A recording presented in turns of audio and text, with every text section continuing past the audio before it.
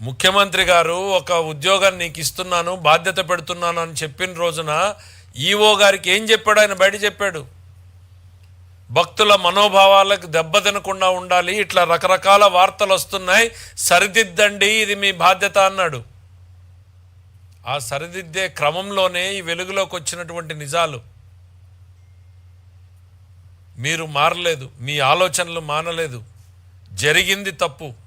మళ్ళీ చెప్తున్నా, కల్తీ నెయ్యి వాడింది నిజం, దాన్ని ఉపయోగించింది నిజం, అపచారం జరిగింది నిజం. నీవు చెప్తున్న మాటలు అబద్ధం, నీవు అబద్ధం. రాష్ట్ర ప్రజానీకాన్ని ఇక రేపు నువ్వు చేయమంటున్న పూజలో అబద్ధమే. నేను చెప్పాను కదా, మీకు అదొక పొలిటికల్ ఈవెంట్. దయచేసి ఇక జరిగింది చాలు. ప్రజల మనోభావాల్లో నుంచి ఇది ఎంత తొందరగా పక్కకు పోయి మా దేవుడి మీద మనసు లగ్నమైతే మాలాంటి వాళ్ళం సంతోషిస్తాం. ఈ పొలిటికల్ ఈవెంట్లు మీరు దయచేసి మానేయండి. జగన్మోహన్ రెడ్డి గారు, చంద్రబాబు నాయుడు గారు పాలనలోకి వచ్చిన తర్వాత మనందరికీ తెలుసు ఆయన వెంకటేశ్వర స్వామికి ఎంతటి భక్తుడు అనేటువంటిది. ముఖ్యమంత్రిగా మహద్వారం నుంచి పోయేటువంటి అవకాశాన్ని అక్కడ ఉన్నటువంటి చట్టం అనుమతిస్తే ఆయన సాధారణ భక్తుడిలాగా వైకుంఠ క్యూ కాంప్లెక్స్ నుంచే వెళ్తారు ముఖ్యమంత్రి గారు. దానికే ఇష్టపడతాడు ఆయన. ఎప్పుడూ ఏదో శాస్త్రోక్తంగా తీసుకెళ్ళాలి అన్న రోజును తప్పున మామూలుగా వెళ్ళే రోజులన్నింటిలోనూ వైకుంఠం క్యూ కాంప్లెక్స్లోంచే వెళ్ళడానికి ఇష్టపడతారు. మరి మీరు ఈ రోజు కూడా ఒకటి చెప్పండి. మీరు ఏదో 28వ తారీఖున వెళ్తున్నారు అనేటువంటిది, మెట్ల మార్గాన్ని వెళ్తారు, రోడ్డు మీద వెళ్తారు, మీరు ఎట్లన్నా వెళ్ళండి.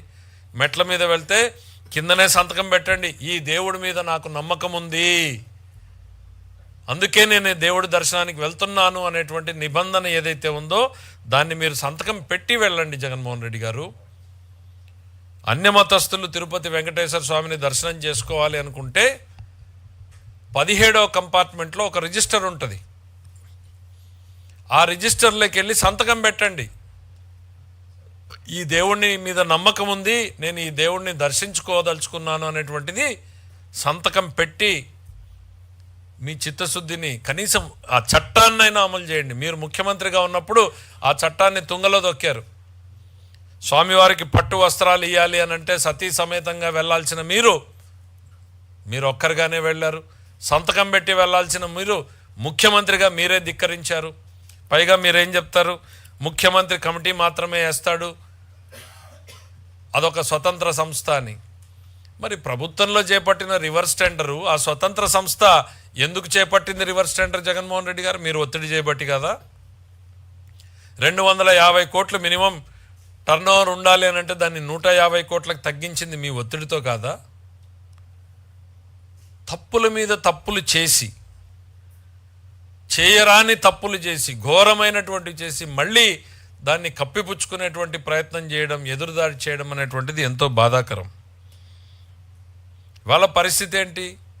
మీరు గుళ్ళు తిరుగుతున్నారు, చేయమని ఏదో పిలుపునిచ్చారు. నేను చెప్పినట్టు మీకు అదొక పొలిటికల్ ఈవెంట్. కానీ మీరు చేసిన తప్పుకి ఈరోజు భక్తులు ప్రాయశ్చిత్తం చేసుకుంటున్నారు. వాళ్ళ జీవితంలో కలలో కూడా ఊహించినటువంటి నిజాలు ఇవన్నీ కూడా, ఊహించినటువంటి పరిణామాలని వాళ్ళు కోలుకోలేకుండా ఉన్నారు. అట్లాంటివి చేసి మీరు మళ్ళా ఒక ఈవెంట్, పొలిటికల్ ఈవెంట్ని తయారు చేసుకుంటున్నారు. దయచేసి ప్రజల మనోభావాలతో ఆడుకున్నది చాలు. ఇక ఈ రకమైనటువంటి ఆలోచనలు మీరు మానమంటున్నారు. నేను చెప్పాను, ఆయన మారలేదు, ఆయన ఆలోచనలు మారలేదు అనేటువంటిది. మన పెద్దలు చెప్పారు, చిత్తశుద్ధి లేని శివ పూజలేలా, ఆత్మశుద్ధి లేని ఆచారమేలా అని. ఇంకా 1000 ఎలకలు తిన్న పిల్లి కాశయాత్రకు పోయినట్టు ఇవన్నీ ఊరికే రాలేదు. బహుశా ఇవన్నీ వింటూ ఉంటే ఇవన్నీ జరుగుతున్నవి, జరగబోయేటువంటివి చూసే మన పెద్దలు పెట్టారేమో అనిపిస్తుంది. మీ విషయంలో అది కరెక్ట్గా సూట్ అవుతున్నాయి రెండు కూడా.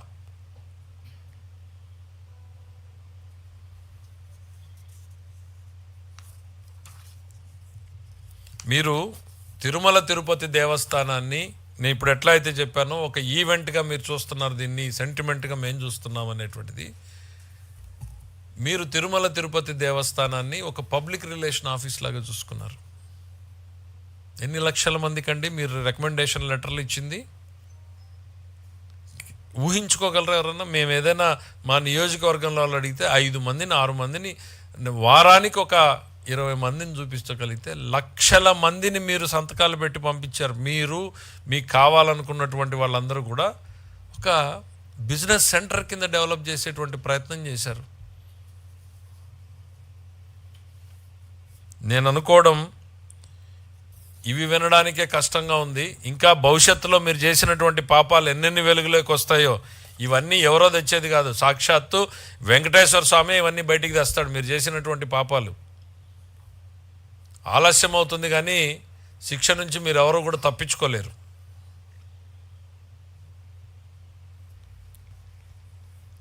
రేపు పొద్దున నిజంగా మీరు 28వ తారీఖున వెళ్తే మీ పార్టీ వాళ్ళకు కూడా ఆ లడ్డూని కొని ఇవ్వండి.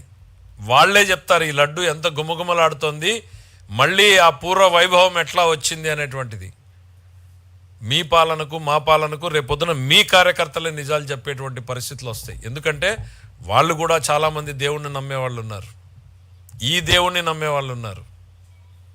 మీకు నమ్మకం లేకపోవచ్చు, నేను మళ్ళీ చెప్తున్నా, మీకు నమ్మకం లేకపోవచ్చు. ఆ దేవదేవుణ్ణి నమ్మేటువంటి వాళ్ళు కోట్లాది మంది ఉన్నారు. వాళ్ళ మనోభావాలతో ఆడుకోవడం మానేయండి. ఇంకా మీకు వీలైతే చేసిన తప్పుకి బహిరంగంగా క్షమాపణ చెప్పండి. చెప్పలేకపోతే కనీసం మనసులో అయినా చెప్పుకుని ఇక అడుగు బయటకు పెట్టకండి. ఈ విషయంలో నోరు మెదపకండి. Thank you.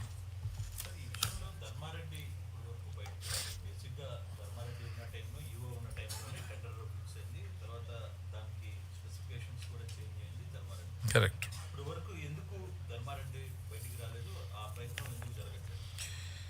అంటే కొన్ని మినిట్స్లో రికార్డ్ అయినాయో లేదో తెలీదు. ఎందుకంటే టీటీడీ బోర్డు మెంబర్స్గా ఉన్న వాళ్ళు చాలామంది సంఘటన బయటకు వచ్చిన తర్వాత బాధపడుతూ చాలామంది మాట్లాడుతూ చెప్పినటువంటివి. ఈ పరిణామాలన్నీ జరుగుతున్న క్రమంలో ఒక నార్త్ ఇండియాకు సంబంధించినటువంటి బోర్డు మెంబర్, అంటే వాళ్ళ పాలనలో వేసినటువంటి బోర్డు మెంబరే తన అభ్యంతరాన్ని లేవనెత్తాడు. ఇంత తక్కువకి ధరకి నెయ్యిని సరఫరా చేయడం ఎట్లా సాధ్యమవుతుంది? మీరు చెప్పినటువంటి వ్యక్తి చైర్మన్ ఇద్దరు కలిసి అదే సమావేశంలో బుల్డోజ్ చేశారు. అతన్ని బుల్డోజ్ చేశారు. మరి అతను ఏమొచ్చి చెప్పుకుంటాడు బయటికి? ఈ నిబంధనలు మార్చాను, ఫలానా మెంబర్ అడిగితే కాదని నేను అతన్ని నోరు మూయించానని చెప్పుకోగలడా? కాబట్టి అతను బయటికి రావట్లేదు.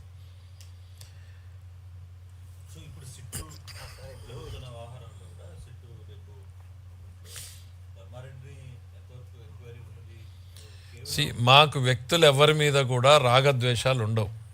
రాగద్వేషాలకు అతీతంగానే జరగాలని మేము కోరుకుంటాం. కానీ తప్పు చేసిన వాళ్ళు శిక్షించబడాలి.